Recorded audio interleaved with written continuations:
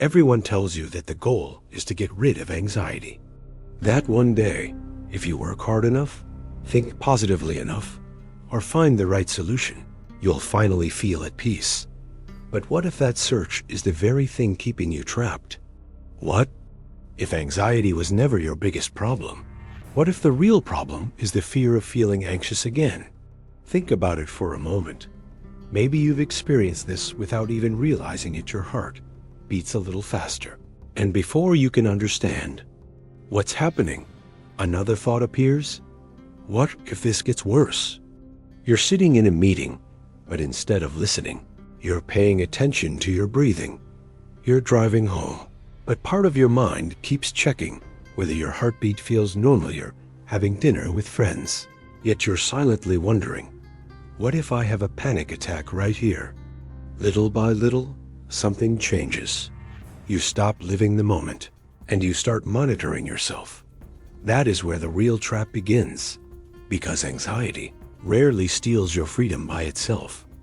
What steals your freedom is the constant fear that it might come back. Without noticing, you begin avoiding places, situations, conversations, opportunities, even dreams, not because they're dangerous, but because you're afraid of how you might feel while experiencing them. Your world doesn't become smaller overnight. It shrinks one decision at a time.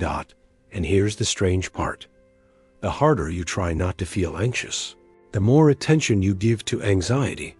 The more attention you give it, the louder it seems to become. It's like trying to fall asleep while repeating, I have to sleep right now. The more effort you make, the more awake you become. Anxiety works in much the same way. The more desperately you fight it, the more convinced your brain becomes that it must be something dangerous. But what if everything you've been taught about anxiety is incomplete? What if the sensations you've spent years trying to eliminate were never your enemy in the first place? In this video, we'll combine the timeless wisdom of Marcus Aurelius, Carl Jung, Viktor Frankl, and Daniel Kahneman with the latest discoveries in neuroscience from Andrew Huberman, John Ratey, and Wendy Suzuki to answer a question that surprisingly few people ever ask. Why does the fear of anxiety create even more anxiety? More importantly, how do you finally break that cycle, not by fighting your mind, but by understanding how it actually works? Because perhaps peace was never waiting on the other side of a life without anxiety. Perhaps it begins the moment you stop seeing anxiety as something you must defeat and start seeing it as something you no longer have to fear. Imagine you're sitting in a quiet coffee shop. Nothing unusual is happening. You're waiting for your drink, scrolling through your phone, when suddenly you notice your heart beating a little faster. Up until this moment, nothing is actually wrong. Your heart simply sped up. That's all. But then seconds, another thought appears. Why is my heart racing? Then another one. What if I'm about to have a panic attack? Almost instantly, your attention shifts inward. You stop noticing the people around you. You stop listening to the music. Instead, you begin monitoring yourself. You notice your breathing. You wonder if your chest feels tight. You check whether your hands are shaking.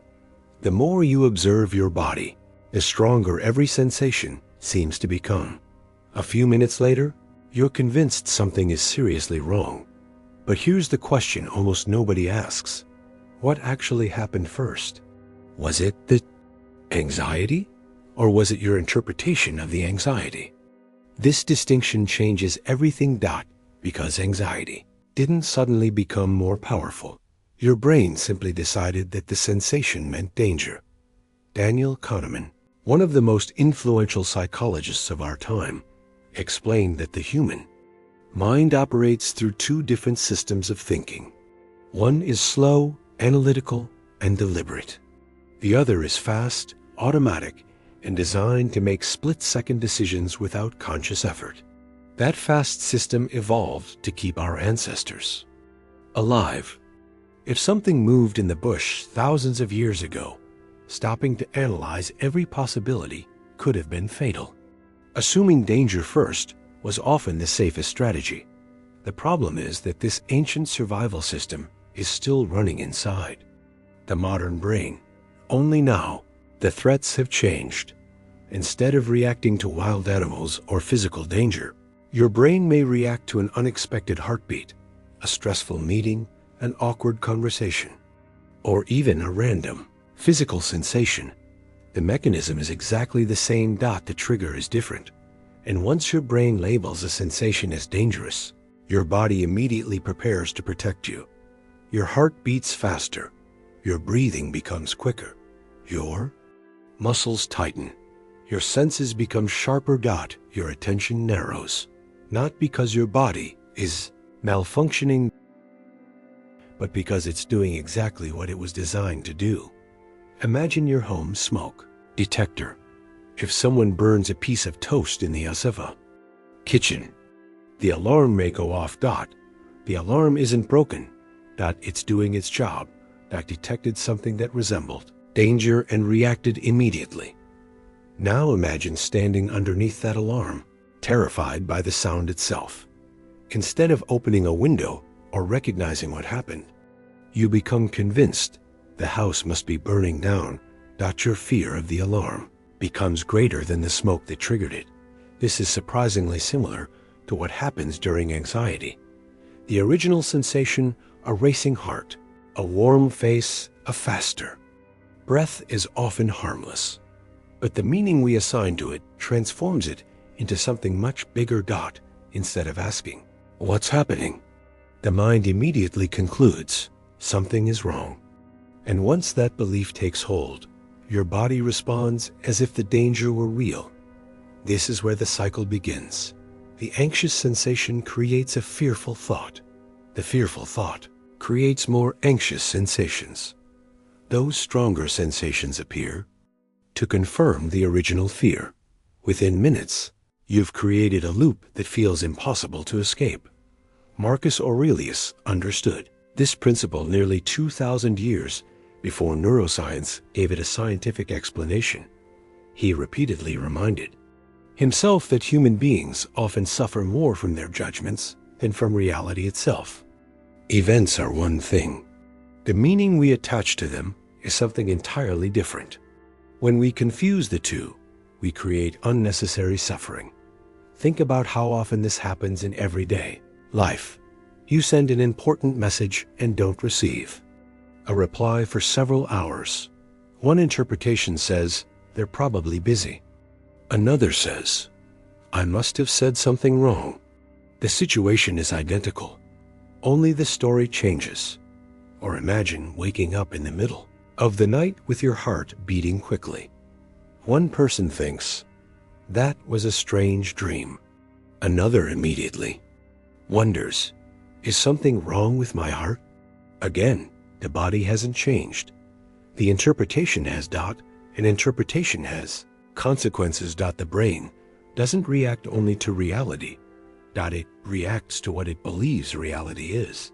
That's why two people can experience the exact same physical sensation and have completely different emotional experiences. One shrugs it off, the other spirals into fear. The difference isn't found in the heartbeat. It's found in the story the mind tells about that heartbeat. And this leads us to one of the most important realizations you'll hear in this video. Your greatest enemy isn't anxiety itself. It's the moment your brain mistakes anxiety for evidence that you're in danger. Because once that misunderstanding takes root, every ordinary sensation becomes suspicious. Every heartbeat becomes a question. Every breath becomes something to monitor. Every moment of uncertainty feels like the beginning of another episode. But what if the real problem isn't the sensation at all? What if it's the war you've unknowingly started against your own mind? Because that's exactly where the next trap begins. And it's even more subtle than the first. Once your brain labels anxiety as dangerous, something almost automatic begins to happen. You start trying to make it disappear. At first, it seems reasonable. You take deeper breaths. You check your heartbeat. You distract yourself. You leave crowded places. You avoid situations that might trigger the feeling. Again, it feels like you're protecting yourself. But without realizing it, you're teaching your brain a powerful lesson. If I'm trying this hard to escape anxiety, it must really be dangerous. And your brain believes you. Imagine someone tells you one simple rule. Whatever you do, don't think about a white bear. What happens? For most people, the first thing that appears is exactly that image. The more determined you are not to think about it, the more persistent it becomes. Our minds work in a similar way with emotions. The moment you decide that anxiety is unacceptable, your brain begins constantly checking whether it's still there. Am I calm now? Is my breathing normal? Why is my heart still beating so fast? Without noticing, anxiety becomes the center of your attention. And whatever consistently captures your attention begins to feel larger than it really is. Carl Jung once observed that what we resist tends to persist, not because the emotion wants to punish us, but because fighting it keeps our awareness locked onto a dot. It's like trying to push a beach ball underwater. For a few seconds, it stays below the surface, but the harder you push, the more forcefully it rises again. Anxiety often behaves the same way. The struggle becomes part of the problem. Viktor Frankl described a similar phenomenon through what he called anticipatory anxiety. He noticed that people often became less afraid of the original experience than of the possibility of experiencing it again. Eventually, the fear of fear became stronger than fear itself. That's why someone who once had a panic attack on an airplane may begin fearing airports, then vacations, then any situation where escape feels difficult. The prison isn't built by anxiety alone. It's built by avoidance. Every time you run from the feeling, you experience temporary relief, but your brain quietly records another message. Escaping kept me safe. So the next time anxiety appears, it urges you to escape even sooner. The cycle grows stronger, while your world grows smaller. The paradox is that anxiety isn't maintained because it never leaves. It's maintained because every attempt to outrun it convinces your brain that it should keep sounding the alarm. And the moment you stop treating anxiety like an enemy to defeat, something unexpected becomes possible. The alarm may still ring, but it no longer has to control where you go, what you do, or who you become. By now, you may be wondering something. If anxiety isn't the enemy, then why does it feel so overwhelming? Why does your heart race, your chest tighten, your breathing change, and your body seem to act as if something terrible is about to happen? The answer is surprisingly simple, because your body doesn't know the difference between a real threat and a perceived one. Imagine you're about to give an important presentation. A few minutes before you begin, your heart starts pounding. Your palms become sweaty. Your breathing gets faster. Now imagine standing at the edge of a cliff. Your body reacts almost exactly the same way. The physical sensations are remarkably similar. The difference isn't in your body. It's in the situation your brain believes it's facing. Your nervous system has one primary job: to keep you alive. It doesn't ask whether you're about to face a hungry predator or a difficult conversation. If it detects possible danger, it prepares you to survive. Andrew Huberman explains that this response is an automatic survival mechanism. Your brain constantly predicts what might happen next, and when it senses uncertainty or threat, it activates your body before you've consciously evaluated the situation. In other words, your body isn't malfunctioning. It's protecting you. The problem begins when you misinterpret those protective signals. A racing heart becomes proof that something is wrong. Shallow breathing feels like you're losing control. A wave of adrenaline convinces you that disaster is approaching. But these sensations aren't evidence of danger. They're evidence that your body is trying to help. Think of your nervous system like the engine of a powerful car. When you're climbing a steep hill, the engine gets louder. That doesn't mean it's breaking down. It means it's working harder to get you where you need to go. Your body responds the same way. When life becomes uncertain, it increases energy, alertness, and focus. Those sensations may feel uncomfortable, but they were designed to help you adapt, not to harm you.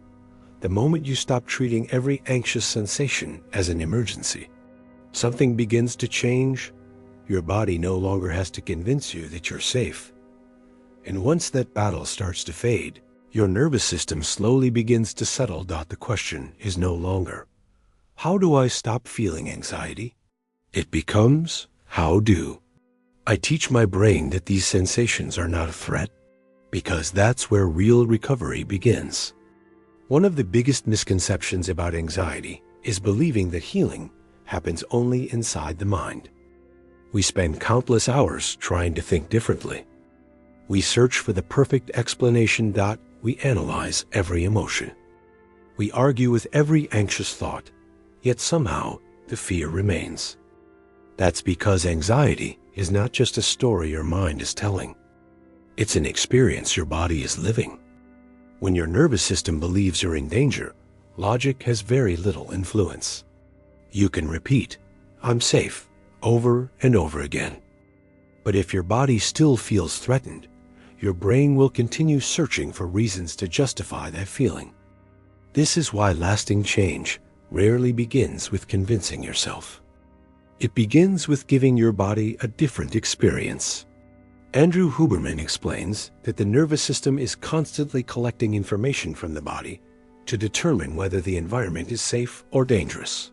Something as simple as slowing your breathing, especially by extending the exhale, can reduce physiological arousal and send a powerful signal that no immediate threat is present.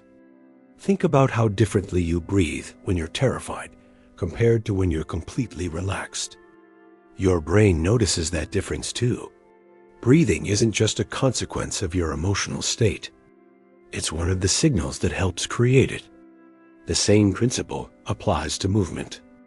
John Ratey's research has shown that exercise does far more than strengthen the body. It reshapes the brain itself, improving its ability to regulate stress, adapt to challenges, and recover from anxiety. Perhaps you've experienced this without realizing it. You go for a walk feeling mentally overwhelmed. Nothing in your life changes during those 20 minutes. The problems are still there. The uncertainty hasn't disappeared. Yet somehow, they no longer feel as overwhelming.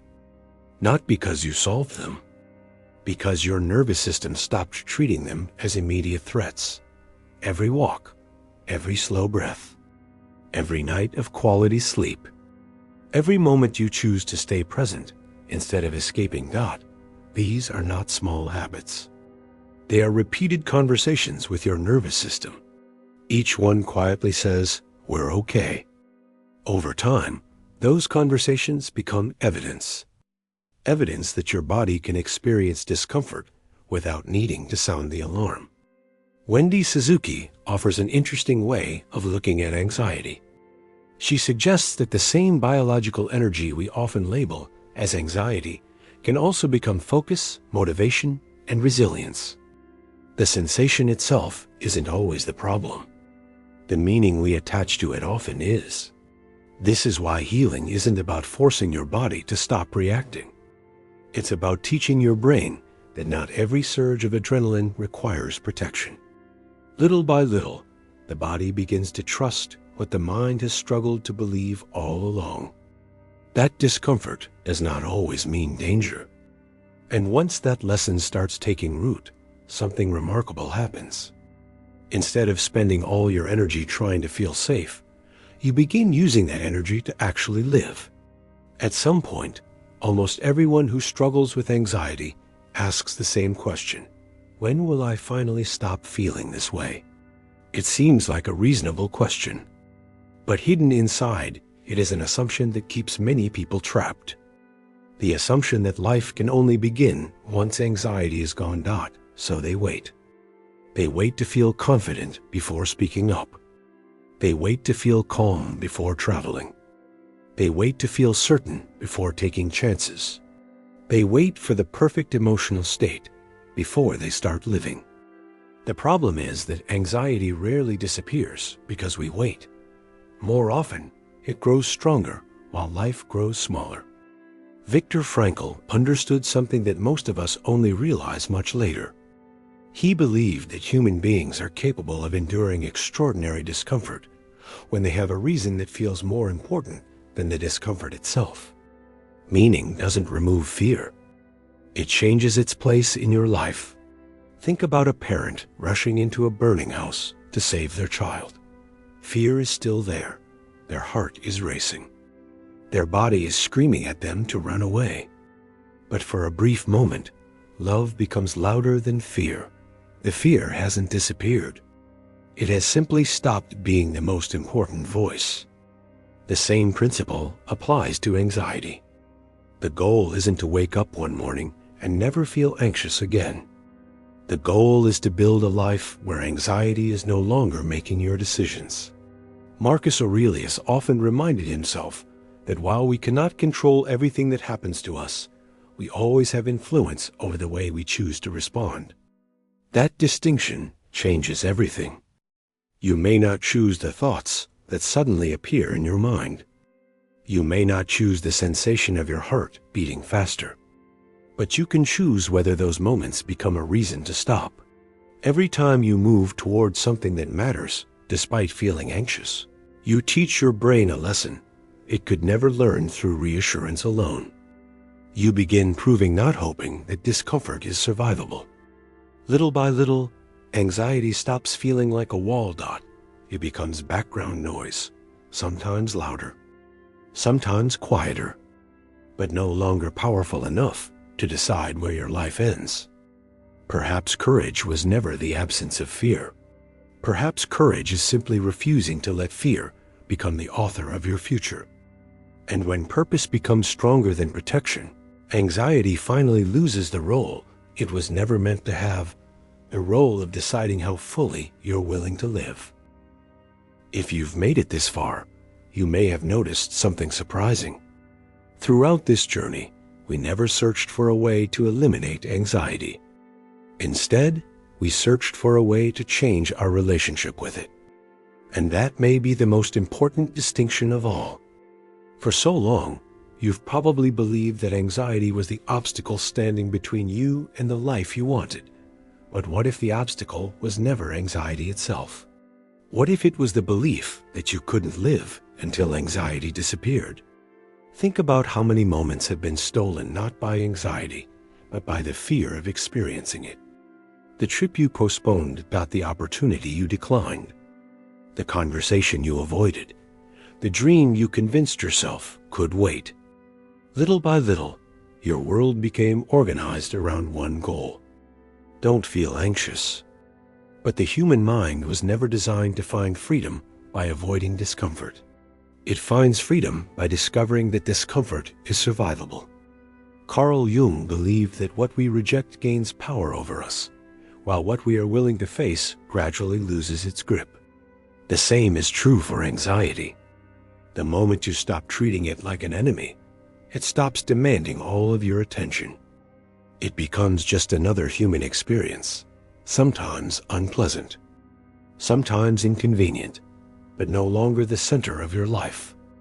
This doesn't mean you'll never feel anxious again. You will, just as you'll feel sadness, disappointment, excitement, uncertainty, and joy. They are all part of the same emotional landscape. The difference is that anxiety no longer has the authority to tell you who you are or what you're capable of doing. One day, you'll notice your heart beating a little faster. And instead of asking, "What's wrong with me?" you may simply think, "My body is trying to protect me." You'll take a slow breath. You'll allow the feeling to exist. And then you'll keep walking. Not because the anxiety disappeared, but because your life has become more important than the discomfort. Perhaps that is what real freedom has always meant, not living without fear, but refusing to build your life around it. Because in the end, anxiety is only a visitor. It arrives. It stays for a while. And eventually, it leaves. The mistake is believing you have to stop living every time it knocks on the door. So the next time anxiety appears, don't ask yourself how quickly you can make it go away. Ask yourself a different question. What would I be doing right now if I weren't afraid of this feeling? Then, if you can, take one small step in that direction. Because every meaningful life is built exactly that way. Not one fearless decision at a time, but one courageous step after another. And perhaps, years from now, you won't remember the day your anxiety disappeared. You'll remember the day it stopped deciding how you lived.